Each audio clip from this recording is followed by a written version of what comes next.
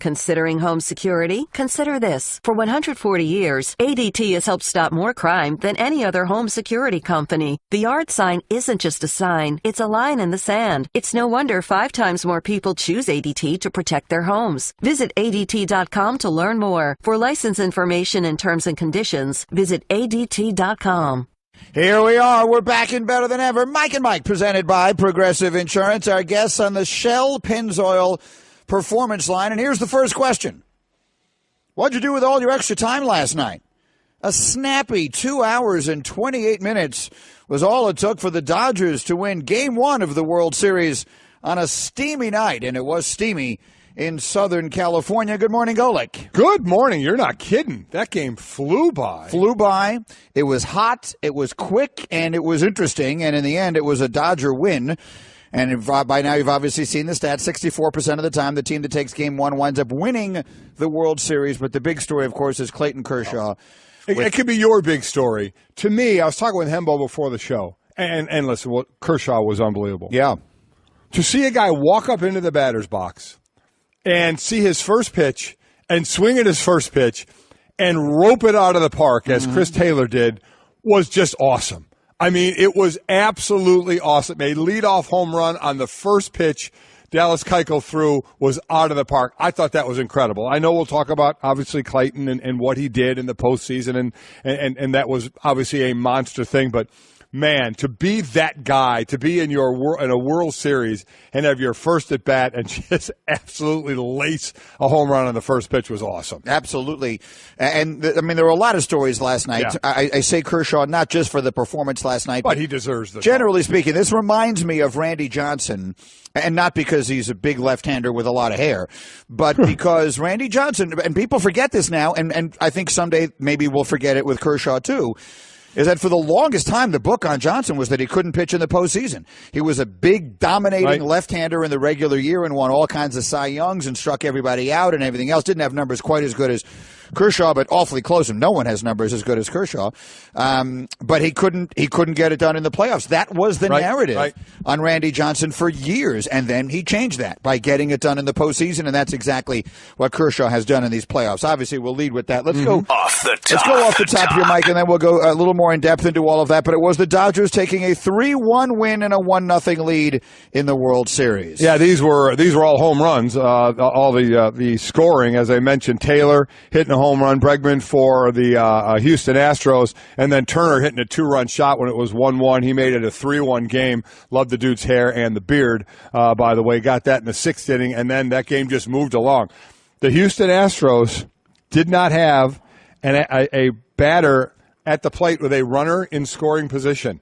I mean, that's just mowing them down. I mean, it's just an incredible job out of not only Kershaw, but then he goes 7 innings, but then finishing up as well with the bullpen. Just a very, very efficient night. Well, the Dodger bullpen has been ridiculously good in this postseason, and so has Justin Verlander, who will do the pitching tonight for the Astros as they try to dig out of this 1-0 hole. And look, Verlander's been as good as you can be in this postseason. He was ridiculously good against the Yankees, and they'll need him to be ridiculously good tonight. Listen, since joining the Astros, all you need to know, he's 9-0, 1.23 ERA, 67 strikeouts, and 11 walks. I mean, he's been absolute money, and they need him tonight. You know, don't want to fall in that old 2-0-2 hole, so they obviously need him tonight. Keuchel, we saw him struggle in the last series, gave up a couple of home runs, and there was a 1-1 until they gave up that 2-run shot, I think it was in the 7th inning. So it wasn't like he was pitching horribly, but Kershaw was pitching better, and now it's going to rest on Verlander to get him in the series. What an acquisition. I mean, you really think about it. You know, about another guy who the narrative changed, and I hope that everyone had a chance to hear Buster Olney in the story that he told us on Verlander after the ALCS, or it might have been after one of his starts, about how Verlander at one point, his velocity was down in the mid-80s, and then he went out behind the dugout one night after he got taken out of a game and just started to cry because he felt like his career was over. He had just lost it. And then he rehabbed it, and he worked his way back, and there he is now throwing in the upper 90s, and they'll need him tonight again if they're going to get back in this World Series. Okay, some basketball. LeBron James played point guard last night in a game against the Bulls. Now, Part of this is because of injuries. Derrick Rose is hurt, and we know Isaiah Thomas isn't playing. Right. But I've said forever, LeBron James was born to be a point guard. I'd love to see them experiment with this a little bit more. Well, I mean, he hasn't done it since 2005. He does have 47 starts at point guard. So he has done it before. He's basically played every position out there and scored it. He has 20-point, 10 assists game by starting position. He's done it at every position. He's 20 points, 10 assist games. He's done it one time at shooting guard, 6 at power forward, 6 at point guard, and 141 times at his position as small forward. But it's a guy that we know can play in a position on the court. That's the thing. I mean, he always does play sort of a modified version of point guard. Start out anyway. wherever he's going to start the game out, and then what it morphs into during the game. But I do like the idea of just putting the ball in his hands. He can do it. And if you watch any of the game last night, they played the Bulls. It was actually a close game most of the night, and the Bulls are terrible. But he's got the ball in the post, and he's sort of orchestrating from there. And put the ball in his hands and let him do what he wants with it. No one has a better idea of what to do with it than he does. Wizards and Lakers tonight on ESPN, and there's a little bad blood going into this thing. And who else would you expect? It involves LeVar Ball. Yeah, it does. Who said he was going to be quiet once his son was drafted, and he's been anything but. He's continuing to be a pain in the butt, quite honestly. He shot a video, or in a video, he said, Washington is coming in Wednesday. They better beware because Lonzo ain't losing again this week. It's always great that he singles out Lonzo and doesn't talk about the team at all. So it's either about himself or his son and never about the team. So Gortat from Washington basically tweeted that his teammate John Wall will torture Lonzo Ball for 48 minutes. And, oh, by the way, John Wall has had incredible success playing against rookies in his career. He's basically doubled them in points and doubled them in assists at this point. Well, so the hilarious thing then is that now the Lakers have Lonzo's back. So, like, they are all upset that Gortat tweeted this when Gortat is obviously responding to the father. To the father. That's exactly right. The guy that said he was going to be quiet and continues to be a mockery. And just go try and run your business, man. I mean, big baller brand, do your thing, man. Go ahead. I mean, it's your business, do your thing. But you got to do videos like, I mean, it's ridiculous. It is just ridiculous. As I said, I'm not going to criticize the guy about his company and what he's trying to do, how he's trying to market it. I get all that. But about this, I mean, God, just shut up about your kid playing. Or let him go play. I mean, my God, it's unbelievable. It's ridiculous. So now you got this. So now you got, we got to have Lonzo's back because the dad's shooting his mouth off and the other team is obviously going to put a target on his back. My God, it's just idiotic. The counter argument to that, and I happen to agree with you 100%, but the counter argument I see when people say things like that on Twitter is, well, people keep putting cameras in his face. People keep putting microphones in his face. ESPN keeps asking him questions. That's exactly right. So he's going to answer. If you don't want to hear, then stop asking him questions. But he's the one who said, I'm going to be quiet now once my son got drafted. Obviously, he can't even listen to his own words. But you're right. He had his fingers crossed when he said it's exactly right. He gets the mic put in his mouth, or put in his face. But you know what? It's him. He's the one that's talking. I'm not blaming the media for this one. Everybody wants to blame the media. God, as I said, I ain't coming on this show. But they want to put a microphone in front of his face. He doesn't have to talk, yet he doesn't know how to shut up. Off the top. And finally, Anthony Davis is undergoing an MRI after hurting his knee against Portland. So some concern about him there. I don't think that they think it's going to be something terrible, but anytime you hear anything like this, because this is a guy who's had significant knee problems before that have cost him a lot of games. Yeah, since his first season in 2012-13 season, he's missed 75 games, so we'll see what this one leads to as far as missing games. Luckily, the MRI was negative, but he is a guy that's, been nicked occasionally, obviously, in missing those games and then going forward. And that is Off the Top with Mike and Mike. Right now at Lowe's, you can save on the supplies you need most from the brands you trust to help get the job done on time and on budget. Visit lowesforpros.com for details. So there's two major storylines, I think, coming out. Well, more than that, because you've got the weather, which was hilarious, and then you've got the time of the game. The 2 hours and 28 minutes is the fastest World Series game since 1992. That's incredible. A remarkably long time, 25 years since the last time they had a World Series game played this quickly. But I actually went and looked it up. Do you know what the fastest World Series game ever was? No. The fastest. What do you think the chances are that these two teams will break the record for the shortest World Series game? None. I would agree with you completely. The shortest World Series game was played between the Cleveland Indians and the Boston Braves in 1948. Johnny Sain, Spawn Sain and Pray for Rain, and Steve Gromek did the pitching. They both went the complete distance in Game 4. It lasted 1 hour and 31 minutes. Wow. Yeah, we have an hour and 31 minutes worth of commercials. So an hour this game was 2:28. So basically an hour less. 57 minutes faster. Holy smoke. Than last night's game was. So it's not going to break that. But one way or another, so those are all the kind of peripheral storylines. But the real storyline going into this is that you have a pitcher in Clayton Kershaw whose numbers would suggest that if you wanted to make an argument that he's the greatest pitcher of all time, you could.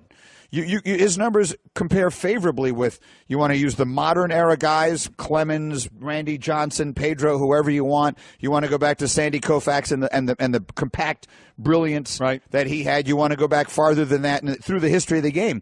But we live in such a postseason era now where we have that in mind that I think most people's perception of him is, yeah, that's the guy who's really good, but he can't get it done in the playoffs. Well, he has completely changing that narrative right in front of our eyes. Well, he is, and he'll have to. But people aren't going to be satisfied till they have the ring, and he gets at least two of the wins in it, if not three, because Dave Roberts said he wasn't going to throw him on short rest in Game 4. He's not going to pitch Game 4. Only threw 83 pitches though as well, but he's not going to pitch Game 4. So let's see where they are. I was going to say let's see where the series is at that point and that decision. But I'm with you. I understand what you're saying, but we are. Listen, this was the narrative of Peyton Manning, right? Before Peyton Manning finally won his first Super Bowl. Great regular season stats. Can't get it done in the postseason. Finally did against the Bears. Got as a Colt, now got it, and then got it done as a Bronco. But we know that was kind of a different scenario. But that was a book on him for the longest time. You'd recognize him as one of the great quarterbacks, but it's like, you can't get it done in the postseason. Now there are those like Dan Marino that have done that as well and still considered some of the greatest. So Kershaw isn't going to be completely dismissed. But boy, how it can elevate what you do if you get it done in the postseason. Randy Johnson, the guy that I compared him to off the top of the show, lost 7 consecutive starts in the playoffs from 95 to 2001, the longest streak of its kind at the time. And then he completely rewrote all of that in the 2001 World Series as a Diamondback, winning 2 games as a starter and then 1 more as a reliever. So here's Clayton Kershaw. Again, so far in this postseason, the Dodgers have won all 3 of his starts, and they have won 8 of Kershaw's last 9 postseason starts in total. So he has been sensational, and here was Kershaw last night on the advantage he felt against the Astros, since none of them, or almost none, had ever seen him before. Anytime a pitcher hasn't faced a hitter, I feel like the pitcher has the advantage, and then the more times a hitter sees somebody, the more the advantage goes to the hitter. So with Dallas tonight and myself, there's a lot of guys that we haven't faced in each other's lineups, and that can only help the pitcher at that point. Once they start seeing you, I'm sure, they're going to have a different, not necessarily different, but they're going to have seen me now in Game 5. So it's going to be, there's going to be some adjustments to be made, just like our hitters. We've seen Keuchel now. He threw the ball well tonight.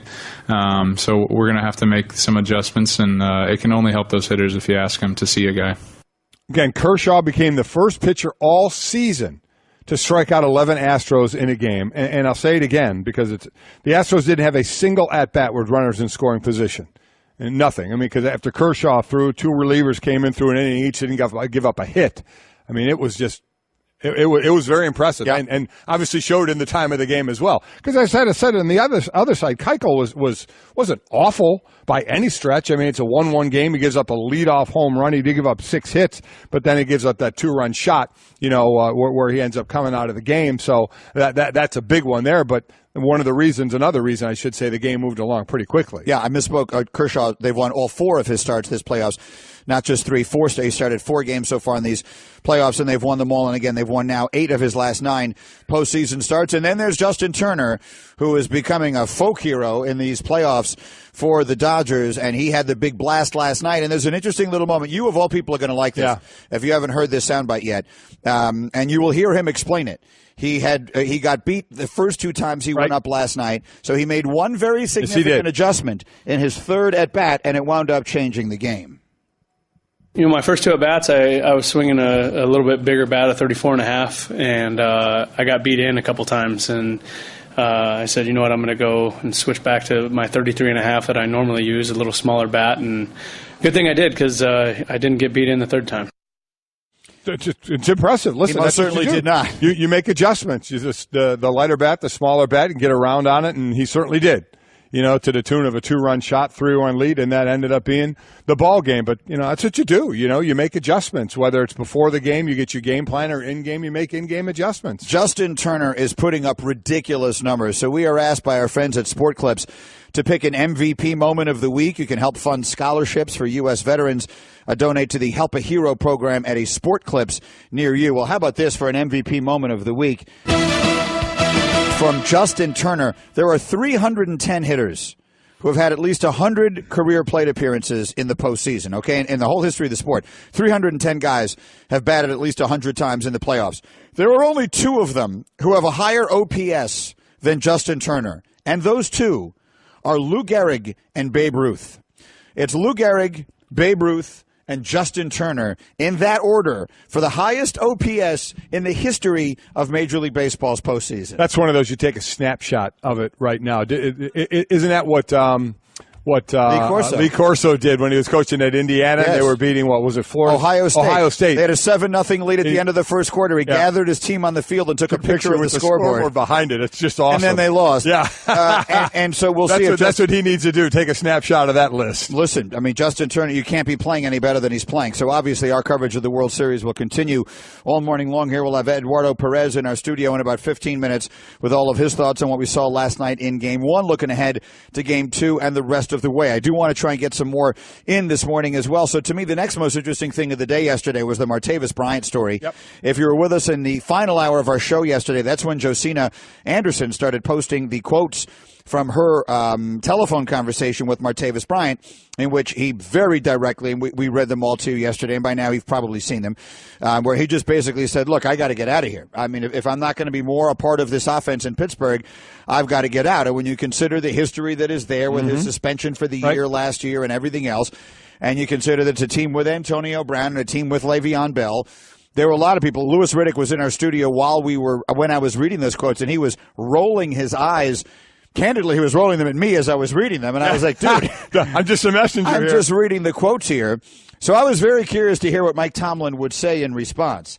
I assume by now, Mike, you've heard what Mike Tomlin said in response. We'll let him respond, then we'll let Golick do it. Here was Mike Tomlin with his very direct thoughts. We'll move forward.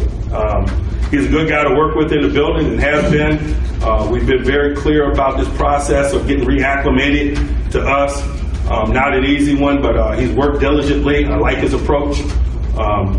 But he says some things when he's not around us that are somewhat of a distraction. And I say somewhat because we're having to field questions regarding it, not because it's high on my agenda. Yeah, when we talk about somewhat of a distraction, because I've always said, listen, the distraction part of it is having to answer questions. If this shouldn't interrupt your lifting session, your film session, your walkthrough, or your practice, but when you have to answer questions about it, it's something you shouldn't have to answer questions about. And he has to, and teammates will be asked as well. Listen, Lewis and I both said it yesterday. This isn't the way you go about it.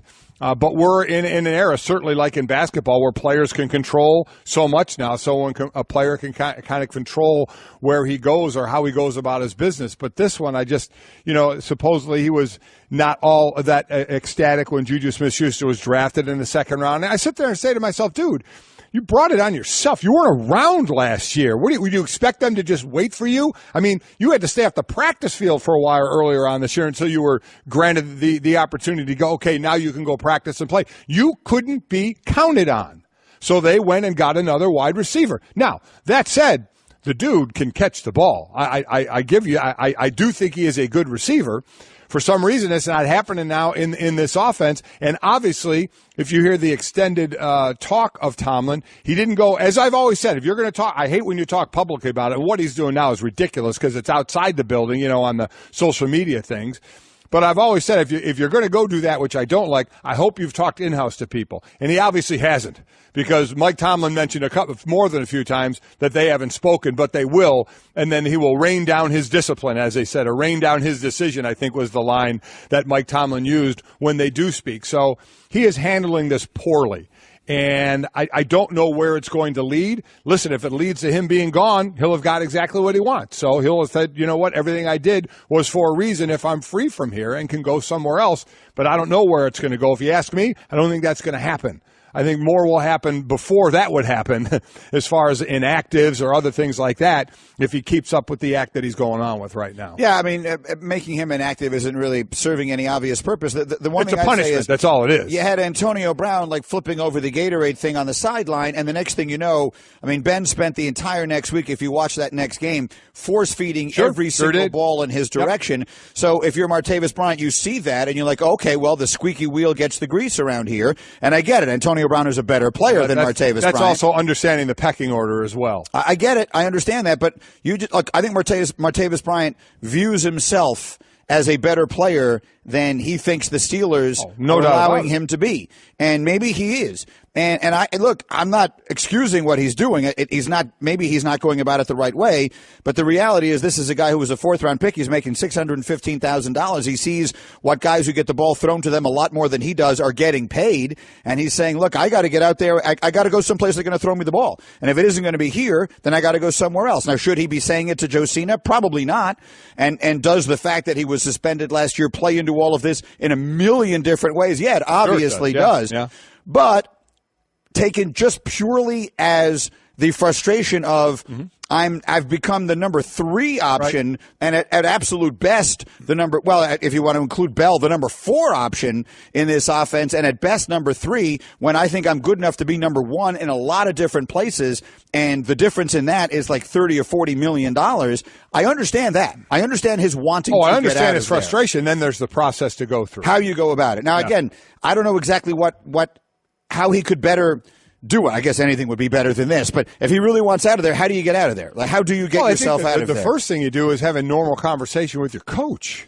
I think it would start there about your frustrations and going from there. And to me, you're better apt of getting something that's more along the lines of what you want if you go about the process. But that being said, we just saw in basketball, I want out, could mean I want out of I don't want to be here, the hair salon or Phoenix, and Eric Bledsoe's not going to play in Phoenix anymore. So to your point, you're right. Maybe guys think the more I complain about something, especially on social media, hey, I didn't do it in the building, did it in my own time. I'm not doing it when the reporters are here.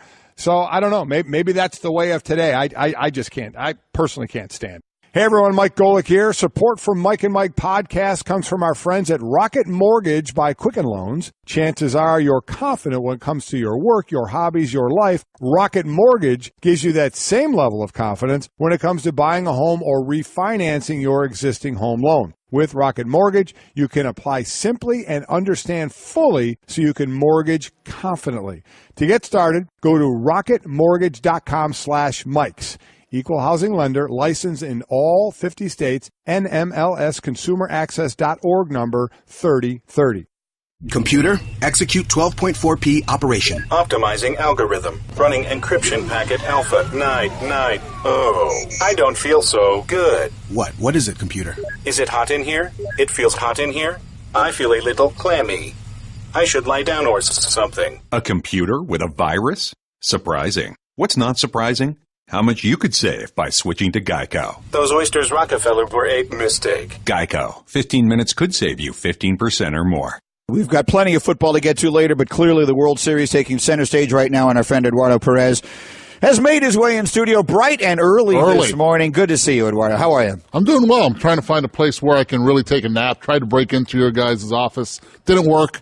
It's okay, but maybe you guys will give me a key. I think Stephen A. has an office here, and there's a couch in it. So really? Yeah, and I don't know how much he's here, so maybe I have a cot, a sleeping bag, and a pillow in mine. Do you really? Yes, I do. I need a key. All right, I got you covered here right after this. Nice. Right after the, give us a couple of good minutes of insight here. So let's start with Kershaw, because to me he's the big story in this.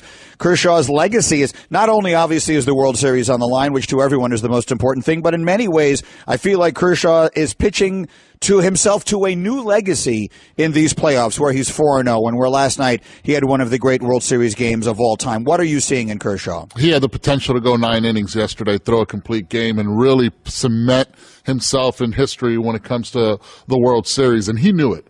He knew that he had to be economical. He knew he needed to be efficient on the mound, and he was. With those 11 strikeouts, the slider was devastating. They could not pick it up. And I was watching the game yesterday with Charlie Blackmon. He's hanging around studio, and he was telling me you cannot pick up the red little dot on the slider, and that's what makes him so difficult, and that's what the Astros struggled with yesterday. A team that doesn't strike out much. He had a game plan, he established in, and he really used Phil Cuzzy behind the plate. He used his weakness, which was a lot of strikes down low. He could get strikes under the quote-unquote strike zone, get those calls consistently, and he was just filthy. The guys were chasing. They had no chance, but you're right. This is a game that not only was he looking forward to for so many years, but his game plan, he executed it, the emotions with the electricity that was going on in that stadium, he had it down, and that was the beauty of Clayton Kershaw last night. And you listen to his postgame, he said in Game 5, he's not even hoping that the team sweeps. He wants to pitch Game 5 to pitch another World Series game. So let's go from the other side of that, from a hitter standpoint, getting into that batter's box, coming through that order the next time up against him. What adjustments? Obviously, he only gave up 3 hits, so the adjustments weren't working all that well for the hitters. But take us into a hitter's mind in facing a guy who's throwing like that as you're going up in the plate again. Okay, I'm going to take, for example, George Springer yesterday, which had a rough night. First at bat, he comes in and he swings at the first pitch. He missed the cookie. He missed the cookie that actually Chris Taylor didn't miss against Dallas Keuchel, right? The first pitch home run. Okay, he misses that. After that, Kershaw now has him looking middle in. His sights are there. He starts now taking some stuff off. He throws a curveball, 72 miles per hour. The differential of over 20 miles per hour from the curveball to the fastball and well located, that's the tough part. Now he's shown him 2 pitches, and he has yet to show him the most devastating pitch, which is the slider when you don't pick up rotation. You do that, now you're looking in, you're looking soft. Oh, by the way, I can backdoor a slider on you, and you have no chance of reaching it because your front hip is out. Marwin Gonzalez, the same thing. He was cheating in. Kershaw's thinking one step ahead of him. Sort of reminded me of Verlander in Game 6 of the ALCS. When you're looking fastball, he'll throw a slider. When you're looking slider, he'll throw something slower with a wrinkle, with a curveball, and he'll keep you off balance. That was Clayton Kershaw yesterday with great control. Mike Eduardo Perez in our studio. This one's for the advanced class only, but let's try and teach people a little baseball here. He pitched backwards last night to some degree, Kershaw, right? 50%, 46% of the hitters, he started with a breaking ball. So that's obviously contrary to what guys are accustomed to. What effect do you think that had on the game last night? Huge. You have a guy that throws in the mid-90s, and he knows going in, listen, they've been taking me out in the 6th inning. They know that they've been taking. He needs to go deeper in the game. He wants to go deeper in the game. This guy's a horse. He's thinking 9 innings all the way. So now he comes in and he pitches backwards. That means if you're looking fastball, you usually are first pitch, but you know it's an aggressive team like the Astros, a team that doesn't strike out much, a team that has power from 1 through 8 now in the lineup because the pitcher hits no DH. You have to be able to keep them off balance, and you have to make a really good pitch on the first pitch. Either an aggressive chase pitch with the slider, they're looking fastball, and it looks like a fastball, so he gets ahead 0-1, or you go with the slow, get me over the top curveball, but a well-located one that if they do make contact, it's soft contact, and he allows his defense to work for him. So is there a little bit of relief tonight? It's Rich Hill on the mound for the Dodgers. The only problem is if you get to him, you got the bullpen then to deal with as well for the Dodgers. Oh, by the way, just two pitchers last night, but they went 6 up, 6 down. Right, and that's Dave Roberts' plan. That's why they split up Kershaw and Darvish, because they know those 2 horses can go deeper into the games, and all you need is 2 guys, maybe just 1, to get them through. I thought yesterday you probably just needed 1 guy because I thought Kershaw was good enough for the 8th inning. But now with Rich Hill, he'll have a shorter leash on him, especially with a day off the next day when they travel to Houston. So look for Rich Hill to just go 4, possibly 5 innings, and then the bullpen takes care of the rest, which is your strength. I mean, Dave Roberts in the analytics department, they're playing it right. Mike Eduardo Perez is here, with the Straight Talk brought to you by Straight Talk Wireless, best phones, best networks, no contracts. Let's talk about Justin Turner. I saw you mouthing the stat along with me as I was saying it in SportsCenter. The 3 highest OPSs in baseball postseason history now belong to Lou Gehrig, Babe Ruth, and Justin Turner. He's having one of those playoffs that you dream about. What are you seeing in him? He's locked in, and he knows and he feels it during the game. And you guys alluded to it earlier, and you guys talked about it, and even listened to him say about the bat. And again, he was using a heavier bat because the impression is against Dallas Keuchel is, well, he's a thumber. You need to use a heavier bat, a longer bat, because he's going to throw that 2-seam fastball away. I can catch up to it. Well, the game plan of Keuchel was he was beating him inside all game. So he goes and he says, I'm going to use my usual bat, the 33.5. Oh, guess what? The weather, it was 90-plus degrees there at night. The ball travels a lot better. That ball, when hit in the usual summertime where it's 60-some, 70-degree weather where it doesn't travel much, that is a can of corn in left field. That's at the warning track at least. So Marwin Gonzalez could have made a play. Instead, he brings his hands in, gets jammed, but the ball goes deep enough to get out of the ballpark. But it all wouldn't have happened without Chris Taylor's walk, and that to me was the key at-bat in the game to allow Turner to get up.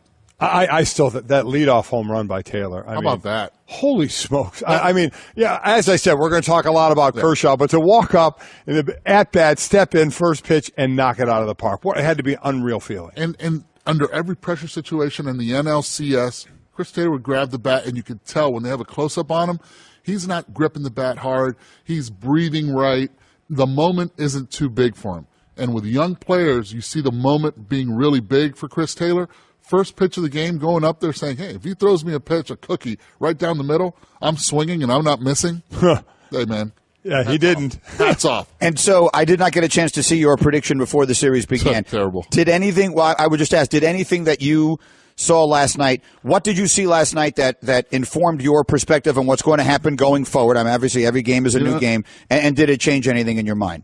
The greatness of Clayton Kershaw really, really stood out. And again, this is a guy that uses all four corners, just like North Carolina, the offense. Yeah, the four corners, right? Yeah. This is what he did yesterday. And he pitched to the strength of the umpire by a lot of calls down low. That's what Phil Cuzzy does. And he pitched there. He stayed low and he kept going lower. And not only that, again, I thought last night it was all about Dallas Keuchel, and I thought Dallas Keuchel was going to have a superb night. He made two mistakes. Yeah. He made two mistakes. Yeah, he didn't pitch awful, right? He did not. He pitched great. The problem is it's two more than Kershaw made, yeah. Or one more than Kershaw made, yeah. Greatness of Kershaw, but I actually have the Astros in 5. In 5. Okay, well, it's not impossible. We have the Astros in 6. With the expectation that Verlander is going to do maybe close to what Kershaw did last night, Verlander do tonight? Well, I thought Verlander game 2, and I thought Kershaw in game 1 would get beat by just a better Keuchel. I thought it was going to be a low-scoring game. I didn't know it was going to go 2 hours and 20 minutes? 2 hours, 28 minutes, which bought Eduardo as a few extra minutes of sleep. Or you Eduardo. had to go on SportsCenter. Yeah, that's right. Thank you very much for coming in. I'll get you the key to the office. You go take a nap. I got a cot. I got a sleeping bag. That's what I'm talking about. You'll be very comfortable. That's what I'm talking about. Great hour of football conversation on the way with John Gruden and Kurt Herbstreit back-to-back, as we do every single Wednesday. Obviously, plenty on the World Series this morning. The big story for me coming out of not just yesterday, but the entirety of this postseason right now is the Clayton Kershaw story. You are seeing Peyton Manning getting his first championship. You were seeing Michael Jordan. I know it sounds crazy to say it, but those of you old enough to remember will know what I'm talking about. Michael Jordan was once known as a superstar offensive, unbelievable show who couldn't win titles, didn't make others around him better the way Magic Johnson and Larry Bird did. And then all of a sudden he won 6 titles in 8 years and no one said that anymore. So that's what we're seeing in Clayton Kershaw is him.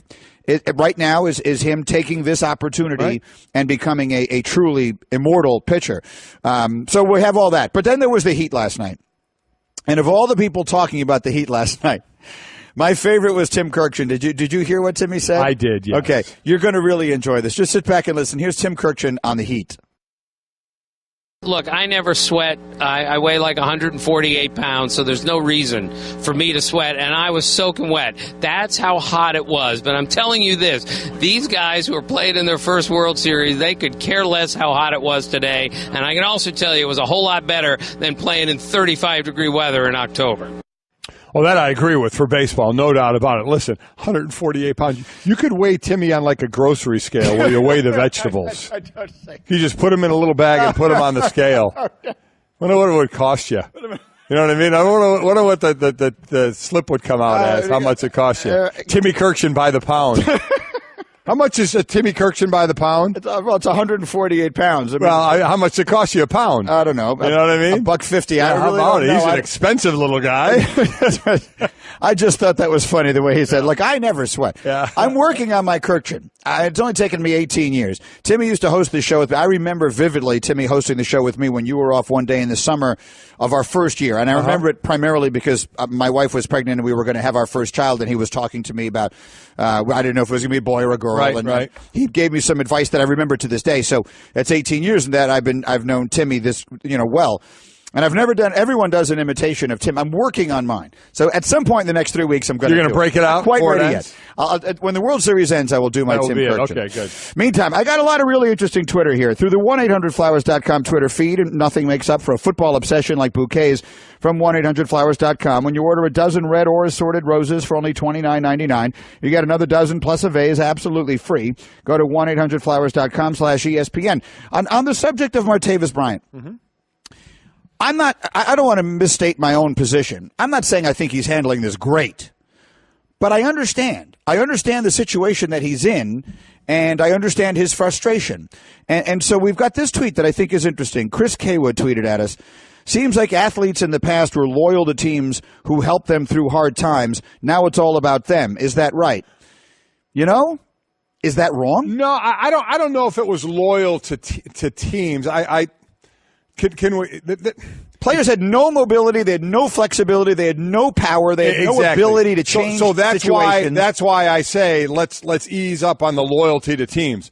Before 1993, we didn't have a choice. Okay, there was no free agency, so you really had no choice in the matter of what you were going to do. So that can be overstated a little bit. This is a business.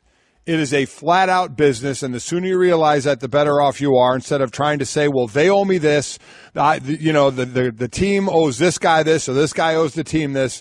No, you don't. It's a business. Everybody's looking out what's going to help them best, from a team aspect to then what you can get individually as well. That's how it works. And you'd like in a team sport, your players to be team-oriented, but still they have the thought of, okay, I still want to try and get mine as well. Here's the deal.